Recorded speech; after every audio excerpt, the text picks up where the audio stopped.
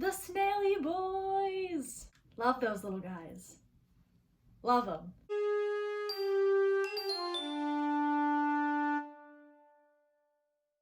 Welcome back to Rebels Revisited. Season 2 is really coming to an end now. I can't believe it. Next episode is the finale. But we're not quite at Twilight yet. We still have one more episode before then, and now we're gonna talk about it. This is the Mystery of Chopper Base Revisited. So in this episode, the rebels go to Attilan to establish their new base, and they run into some unfriendly critters when they get there. Before that, though, we get a little training session between Kanan and Ezra, and I want to bring some clips from that to your attention. Gotcha! And I got you. Tied again? There's no such thing as a tie. You lose, you die. Yeah, and you win by killing an Inquisitor. No, you win by surviving. Hey! You never turn your back on an enemy. Okay, but since when are you my enemy? Let's go again. So this is really interesting. We really feel the intensity from this. Kanan's "you lose or you die" is so extreme, you know? You really get the idea that this mission to Malachor will be unlike anything they've faced before. And it's really stressful because they can try to prepare for it, but it's just not possible for them to know what they're up against. Kanan probably feels that stress more acutely than Ezra. Kanan's a worrier, I think, and meanwhile, Ezra is just a little too gung-ho to just jump right in and start fighting, which probably only puts more stress on Kanan. But then there's the element of Ezra saying, "You win by killing an Inquisitor," and Kanan saying, "No, you win by surviving." Ezra jumps right to "killing is how we win," which is like a major red flag, the reddest of the red flags. And this is a really bad time for red flags. This needs to be the time when Kanan and Ezra are at their most emotionally balanced and composed. That's the only way they'll be successful at Malachor. And we all know how that turns out.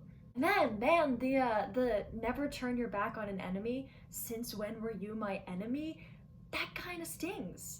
This is a really bad spot for them to be in right before leaving for Malachor. And I think Hera knows it because her smile totally fades to a look of distress as she watches them. I mean, we all know how Twilight of the Apprentice turns out. And then we go to Attilan. Attilan, how exciting is this? It's cool but weird to watch this episode after watching the rest of the series because even just the beginning of the next season changes the character of this planet so much. And it's wild to watch this and think about how much we didn't know yet. It's crazy how much the show has changed, and like seeing them settle onto a new planet really made me think about that. Like, the characters' lives changed so much over the course of season 2. Season 1 was almost entirely set within the Lothal system, and now they've settled onto a completely new planet. They were just one rebel cell on Lothal, and now they're a squadron establishing a base. The Rebellion storyline has already come like so far, you know? And in relation to the Rebellion storyline, someone else has come pretty far too. Hera, what you've accomplished here is important. I understand that now. The need for us to be a part of a larger rebellion. I'm behind you. That's growth.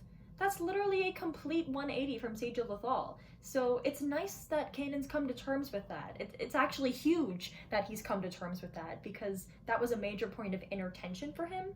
So not only is it a major breakthrough, but he also like won't have room for that angst given what's going to happen in the next episode. Like, he had to free up his angst room to get ready for the finale. Because if he didn't have room for what's about to happen to him, like he would snap big time.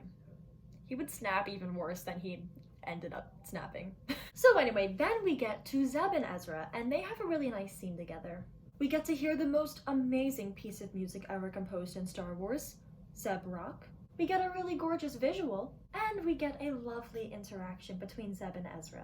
This isn't a brotherly dynamic that we get to see from them too often. Like, usually we see them fighting or teasing each other, but this time, when Zeb takes on the role of the older brother, he's reassuring. Ezra expresses how he's nervous about when or if they'll come back from Malachor, but Zeb really eases his nerves, telling him not to talk like that. And I like the whole vibe of them sharing this peaceful moment, sharing a drink, and watching the sunset. I'm glad Ezra got to have a moment like this before Malachor, but on a less nice note, It's such a calm before the storm moment. I feel like it's a scene like this that really tips us off as to how devastating Twilight of the Apprentice is going to be. And then we meet the spiders. It's wild to see them in this episode. Kanan really has no idea what's coming. We watch them here and don't think much of it. They're just another Star Wars monster that the heroes have to fight. Who would even guess that they'd be integral to Kanan's character arc? And in this episode, they're killing the spiders like it's nothing. Like they don't even have a pulse. And you don't even really think about it the first time, but after seeing season 3, we now know that the spiders are just scared. The crew is like, oh, why are they attacking us? And it's literally because, like, they're scared of the spiders. But we're not even thinking about that yet. Ezra actually had the right idea. He wants to connect to the spiders, and that's the exact thing he should have done, as we find out next season.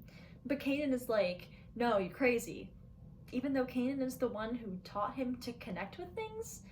Like, just look at this clip. There's like some weird vibes going on between them in this episode, and this clip I feel like shows it pretty well.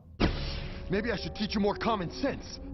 I had common sense before you started teaching me. We can argue about this later. Come on! You always change the subject when I start winning. There's a bit of a rift between them.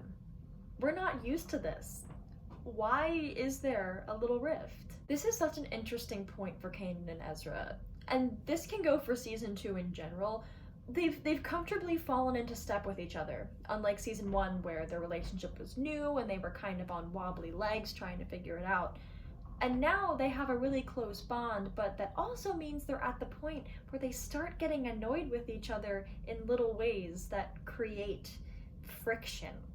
Like, if you make a friend, that first stage of friendship is amazing, and you're so excited that you have this new friend and all that, and you have so much fun talking about your shared interests and doing stuff together and, you know, new friendship things.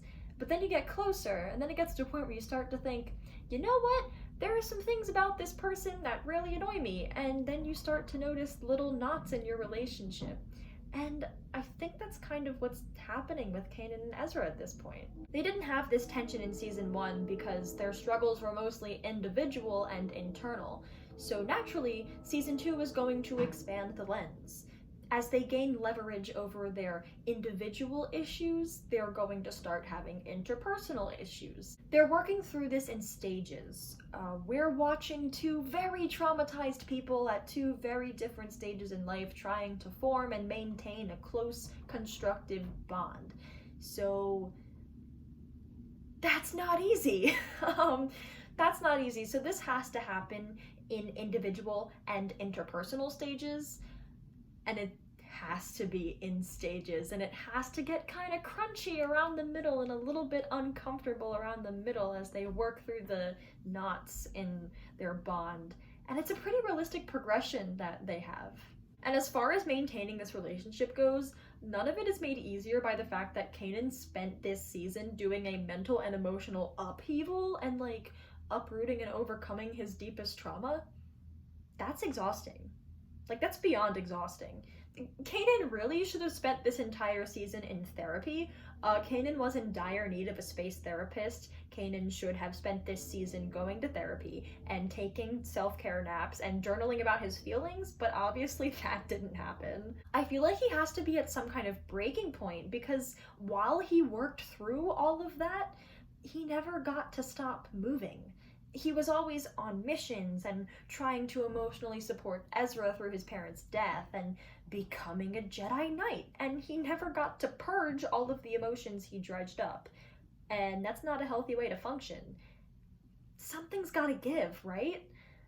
I guess it's only fitting that Twilight of the Apprentice follows this.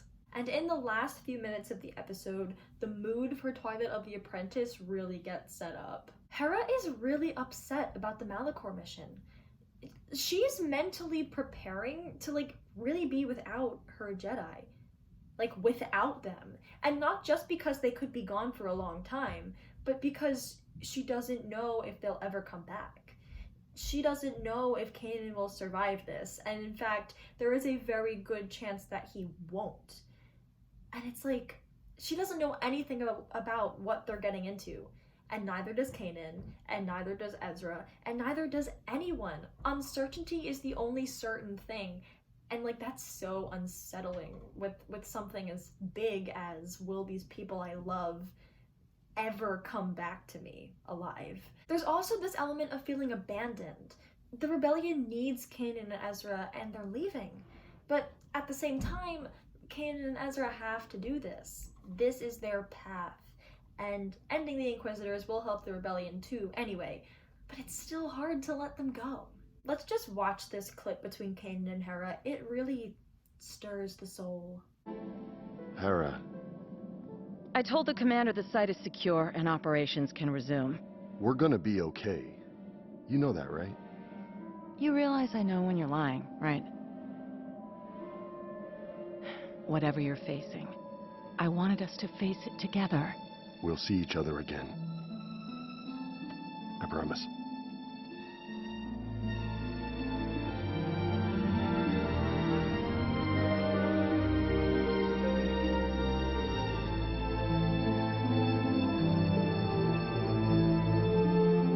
So first, might as well address the elephant in the room.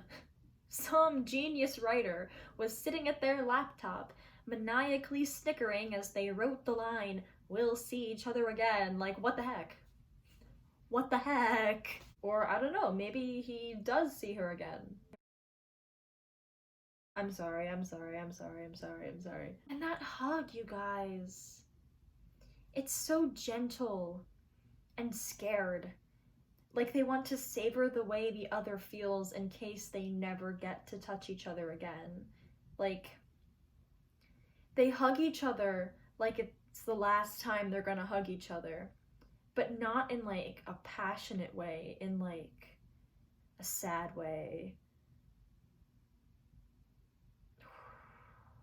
And the imagery of it, like that image, guys, it's so beautiful and soul-stirring. I want to roll one more clip, this time with Ezra and Ahsoka.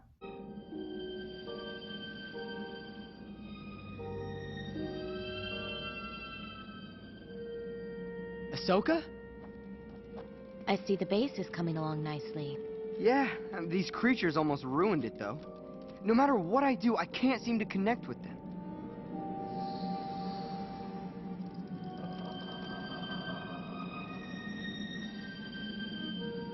My experience. Just when you think you understand the Force, you find out how little you actually know. I don't think I ever understood the Force to begin with. First, I think it's interesting that Ezra can't connect to the spiders. If season 3 is anything to go off of, that means that Ezra has too much fear in him to connect with the spiders. And the spiders are hostile because they sense the fear in Ezra.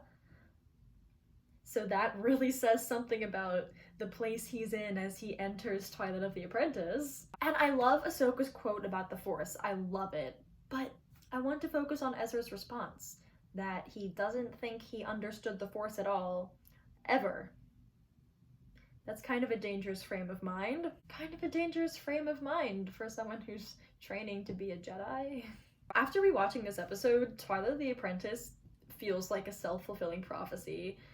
For so many reasons. Like, the emotional groundwork laid in this episode just makes it so clear that this season is going to end in devastation. Also, Morai makes an appearance. She accompanies Ahsoka, and she is also the closing image of the episode, the last thing we see before Twilight of the Apprentice. So obviously Morai signifies the spiritual presence of the daughter as she sort of watches over Ahsoka, but I want to point out something else regarding Morai. Another name for the fates of Greek mythology is the Moirai.